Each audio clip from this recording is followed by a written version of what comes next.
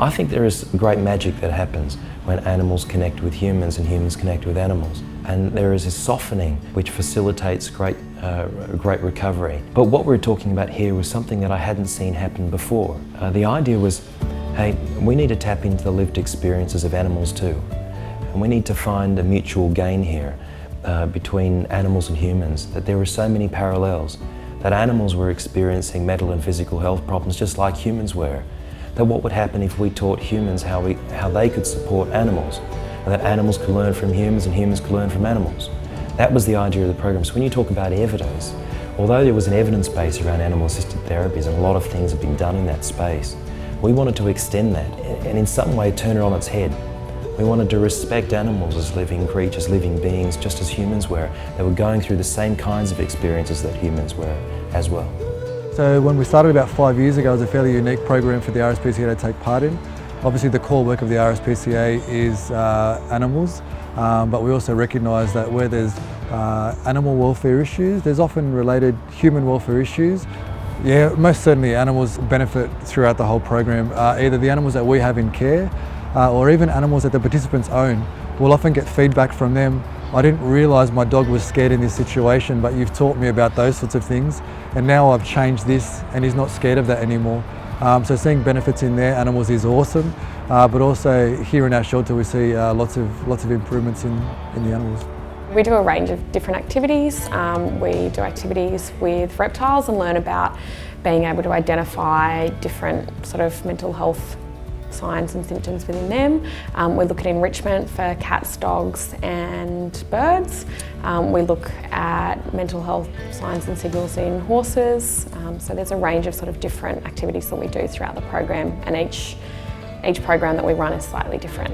So we open it up to anyone that comes into Headspace. We advertise throughout the Headspace sites, and then all our clinicians talk to their young people about that. So there's no exclusion criteria for young people accessing the program. I think, it's not just focusing on the mental health symptoms of the young people that we work with, it's looking at taking them off-site and teaching them about animal mental health, which is quite different to them having to talk about their own feelings. We have around about 3,000 young people who access our Headspace centres in Western Sydney every single year.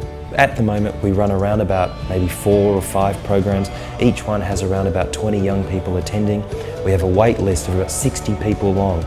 And we found that on average, over 150 odd young people that have been through the program in the last 5 years, that we were seeing on average a 30% reduction in mental health scores post-program after 8 weeks. Further to that though, of the 7 years that I've been at Headspace, I've rarely seen a program that has had a greater attendance rate for young people. Maybe it was the fact that people actually wanted to attend this program, but we had more than a 90% attendance rate over an 8-week voluntary program. And so my favourite part of the program is being able to work with all the different animals and to be able to really watch how it helps the animals as well. And I think by helping the animals at the same time, you don't realise how much it's helping your own mental health. Personally, animals and pets have been huge in my life. So when I was 12 years old, I actually had an episode of psychosis, and at the time it was a very daunting and overwhelming for me, and we actually had a dog at the time, Jack, and he was so helpful. So by helping him, because he was afraid of cars, so I would like walk him every day and help him become more confident. I was also helping myself. The most powerful memory for me was the first time we ran the program. We had young people reading to dogs to reduce their anxiety levels, and we had one young person who started to sing to one of the dogs because it just kept barking, and the dog actually just stopped and stared at her, completely quiet. And when we asked her about why she was singing to the dog, she said, because when I'm really depressed and I feel like I'm going to self-harm, I find that music and singing really soothes me. So that was really beautiful.